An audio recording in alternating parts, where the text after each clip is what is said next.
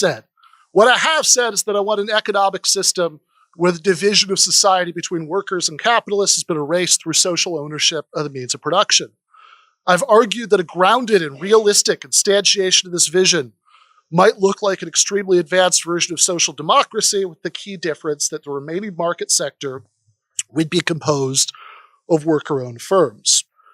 Gene doesn't seem to like the first half of that vision, although he hasn't really told us why not, and he thinks the second half could and should be achieved without violating any capitalist property rights, simply through building up a network of worker-owned firms within the existing system and using consumer boycotts to bring down the remaining capitalists. So there are two claims there, a could and a should. Let's start with the should. Gene's normative claim is that it would be wrong to bring about workers' control through political action because this would violate property rights. I argued against the conception of freedom that assumes in my opening statement, and all I can say on that point is that I have yet to hear a response. On the second claim, the descriptive claim, that social change can happen more quickly or effectively through the use of consumer power, that's just not what the empirical record shows. We're holding this debate in Florida, a state where last fall Donald Trump won the election, but the $15 minimum wage ballot resolution won by more. 5 minutes, Ben. No surprises there. A higher minimum wage has long been wildly popular. But ask yourself a very simple question. Why didn't Floridians accomplish this goal by using their consumer power instead of waiting to accomplish it with politics? Why did they only patronize companies that paid at least $15 an hour when they roamed the aisles at Publix or Winn-Dixie? I used to live in Florida. And raise the wage floor that way with no state intervention necessary. Does the fact they didn't do it this way show that Florida voters don't really want a higher minimum wage floor, that they're refusing to follow the higher minimum wage floor playbook, like Gene said about workers and the Marxist playbook? Or think about one of the most important expansions of human freedom in American history in the last century, the end of the doctrine of coverture, where many of the legal rights and obligations of a married woman were subsumed by those of her husband. Was this hideous restriction of women's rights ended by a mass refusal of couples to legally marry, perhaps instead going to lawyers to draft contracts that replicated certain aspects of marriage but without coverture? One could imagine a 19th century Gene Epstein insisted that doing things this way was the only way to bring about an end of coverture without violating the freedom of contract of men and women who had voluntarily gotten married the old way. But of course, coverture didn't end that way. And of course, Floridians didn't get their $15 wage this way. And of course, the end of the division of society between workers and capitalists isn't going to happen that way. When we're making life decisions like getting married or starting businesses, most of us realistically will take the path of least resistance and work within the institutions of life as we know it, instead of worried in that context about how we think those institutions should be different. We make these decisions not as engaged citizens brought together at the ballot box to pursue collective action, but as atomized individuals shepherded along by considerations more pressing to us in the moment. And that's nowhere more true than where we go shopping. While we're at it, segregation didn't end primarily because of consumer boycotts, although the civil rights movement did use them, and I'm not against using them as one of many tactics to bring about more worker cooperatives. That didn't happen any more than slavery was ended by abolitionists building up networks of free labor cotton farms and boycotting slave plantations as the primary mechanisms. These Martin Luther King's key tactic was using sit-ins to violate capitalist property rights and then further curbing those property rights with, by successfully advocating for the Civil Rights Act of 1964, without which I think we all know there would still be plenty of whites-only signs in restaurant windows. You can object to this, as Rand Paul infamously did, on the grounds that the most important freedom is the freedom of business owners to do whatever they want with their property, but you can't plausibly argue that social change occurs more quickly and effectively when its advocates abstain from political action and only use consumer power. 2 minutes. Following I could never say Connor's last name, Connor F. Following Connor F., Gene has argued that economic democracy would endanger the rights of minorities. But if he thinks this would happen, not due to worker ownership, which he likes if it comes about the right way, but due to grants from us publicly owned banks is the primary form, not exclusive form, but primary form of financing new cooperatives in my democratic socialist vision, all I can say is that we should be deeply skeptical of that vision. Status zoning boards and liquor boards already exist, but somehow or another, we still have kosher restaurants being routinely approved for liquor licenses in a predominantly Christian society.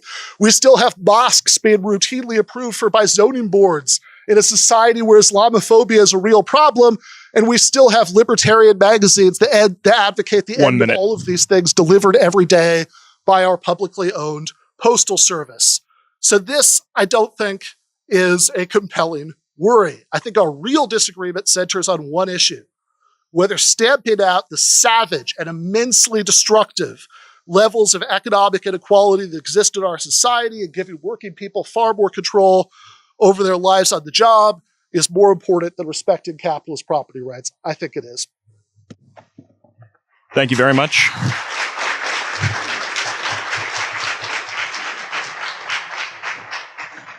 Gene, you have 7.5 minutes. Well, correcting Ben on the could and should.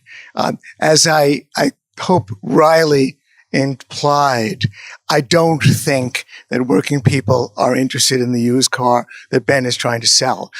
He just got through talking about the savage inequality, the suffering of people. And then he's suddenly talking about the atomization of society and how can you reach these people? I mean, again, the problem is that maybe secretly Ben believes his own bluff is being called. The point is that if there is indeed a working class misery nationwide, as Ben likes to allude to, then it's not difficult to tap this energy, to point out the way forward, more or less like Martin Luther King did when he said, let's boycott the buses. And yet Ben seems to veer from being a Marxist firebrand to being a cynic about what is possible in society. But in fact, if you take his Marxist firebrand rhetoric seriously, then these opportunities are staring him in the face. It's a little bit, of course, ugly to deal with boycotts, not just with boycotts, by the way, Ben. You have 80% of the consumer dollar. You've got 35 trillion. You've got all that anger out there, presumably the savage inequalities and the lack of power that workers get. Well, then go for it. And yet Ben refuses to, because the next thing you know, he's talking about the atomization of society and people only vote for. Well, then maybe people don't want what you're selling, Ben.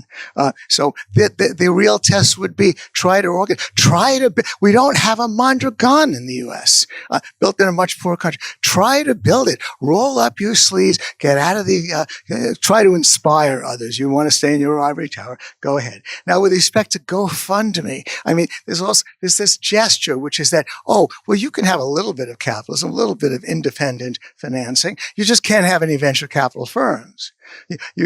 And by the way, we're going to keep the Federal Reserve. We're going to keep all the centralization of financial power that Ben and I should both object to. But of course, I guess I could ask Ben a hypothetical. What if GoFundMe is the only way to finance something financially in Ben's society? Then what if it grows to $5 trillion?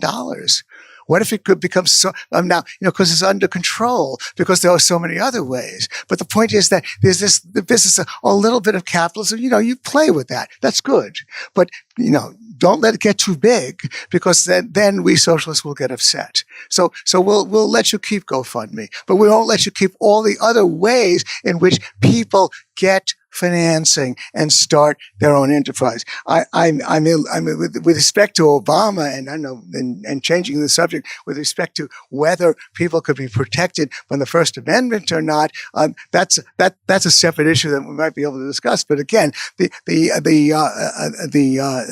act under which Obama was indicting people, you could get imprisoned, and indeed you could get executed. That act had executed the Rosenbergs. So it was just an indication that even a nice politician like Obama is willing to use his power. Give him the power, enhanced power over finance, and he's not going to tolerate any dissent. These are realities that should stare Ben in the face, given what he's proposing. A little bit, I mean, with respect to the atomized individuals and what the other one had to do with my idea that if you leave it to a vote, in all cases, by the way, obviously most of us will not have any time in the day to vote on all the enterprises that people want.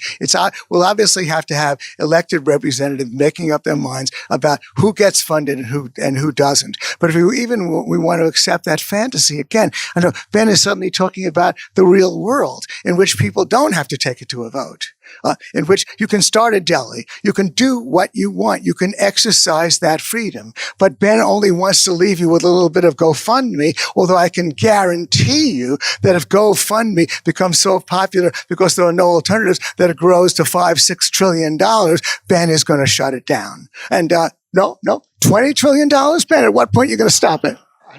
No, never? Fascinating to hear you tell me what I think. Okay, well, that's wonderful. Okay, then Ben is going to and then I guess let 1,000, but I don't know why he's going to prevent venture capital from happening because that funds businesses that he doesn't like, because he wants to make it a criminal offense to work for a firm as a wage and salary worker.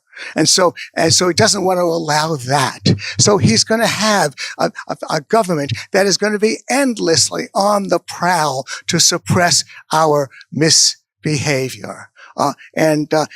That way lies a dystopia. I don't even know if Ben is going to stick to his plan with respect to not allowing wage and salary labor to happen. I mean, the reason why we might want it, even if Ben's fantasy happens and workers get enthusiastic about his idea, which he, by the way, he's not the least bit in selling them because you're just a bunch of atomized idiots. On the other hand, of course, you're filled with savage anger. But you're a bunch of atomized idiots, and therefore I don't need to bother with you to advocate what we can do with a consumer dollar and with all the trillions that you're holding. But if I would be perfectly happy to live in that society, if indeed that's what people voluntarily want. That's what they create, just like they created Mondragon.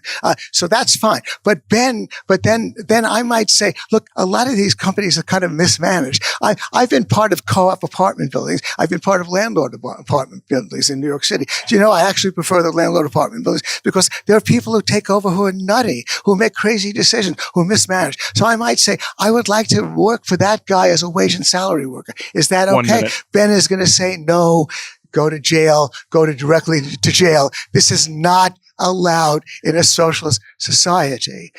And so, again, I even think, if I may over-psychologize, that Ben is a little bit fearful about the seductiveness of actually working for a capitalist firm and working under those circumstances. And clearly, he seemingly doesn't trust people to share his anger about all that Gene. totalitarianism under capitalist firms. Thank you.